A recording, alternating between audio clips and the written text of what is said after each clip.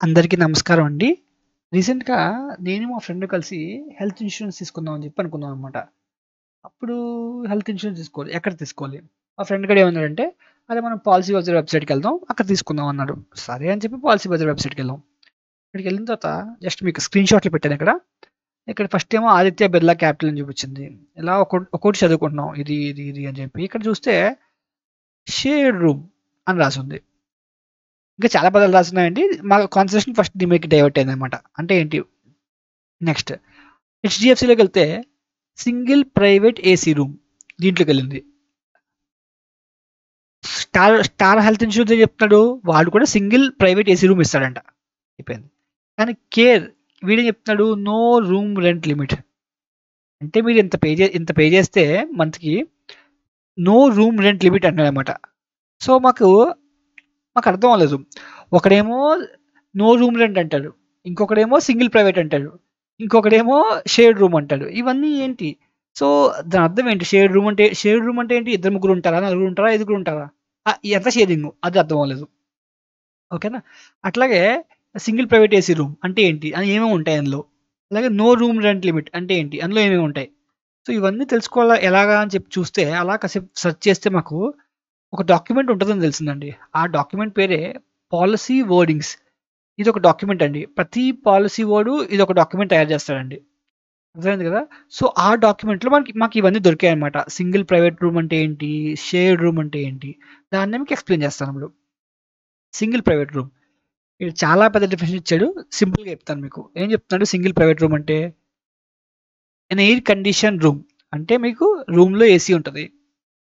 Plus single patient మాత్రమే. Single patient. ఒకడే ఉంటాడు patient. And which has N attached toilet. మీకు ప్లస్ టాయిలెట్ కూడా అటాచ్ అయి ఉంటుంది దానికి. ఆ టాయిలెట్ కూడా ఎలా ఉంటుందండి? లాబరేటరీ ప్లస్ బాత్ 2 కలిపి ఉంటుందన్నమాట. అర్థమైంది కదండి! సో సింగిల్ ప్రైవేట్ రూమ్ అంటే ఇదనమాట. జస్ట్ మీకు విజువల్‌గా అర్థం చేసుకోవడానికి ఒక బెడ్ ఇస్తాడు. ఒక ఏసీ ఉంటుంది. ప్లస్ వాష్‌రూమ్ ఇక్కడ ఉంటాయన్నమాట రఫ్‌గా. Washroom and toilet. వాష్‌రూమ్ అంటే లాబరేటరీ ప్లస్ బాత్ 2 కలిపి ఉంటుందన్నమాట. ఓకే కదండీ! నెక్స్ట్ ఇప్పుడు shared accommodation or shared room అంటే ఏంటి? షేరింగ్ అంటే ఇప్పుడు మన హాస్టల్స్‌లో ఉంటాయి కదా! పంజాగుట్ట, గచ్చిబౌలిలో అక్కడ 2 షేరింగు, 3 షేరింగు, 4 షేరింగ్ అని చెప్పి. అంటే ఏంటి? తెలుసుకుందాం అన్నమాట ఇప్పుడు. ఇప్పుడు shared accommodation or shared room.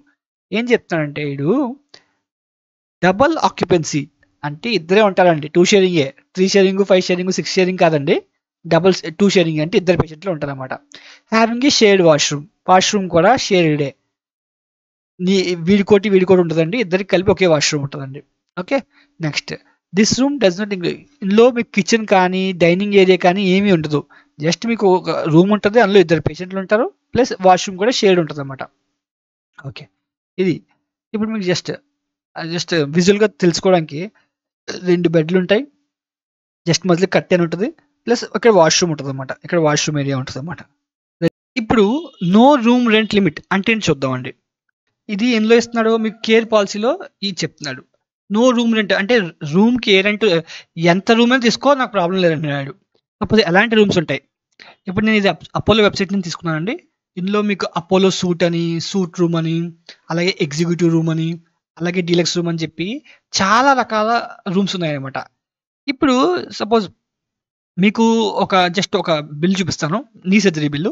ఇది చూడండి. ఇందులో మీరు రూమ్ ఉంది కదా! రూమ్ రెంట్ 7,000 రూమ్‌కి. దానికి తగ్గట్టుగా చాలా కాస్ట్‌లున్నాయి. Implant cost, drugs cost, physiotherapy cost, consultation చాలా కాస్ట్‌లున్నాయి. ఈ రూమ్ రెంట్‌తో అసోసియేట్ అయ్యి చాలా కాస్ట్‌లుంటాయండి.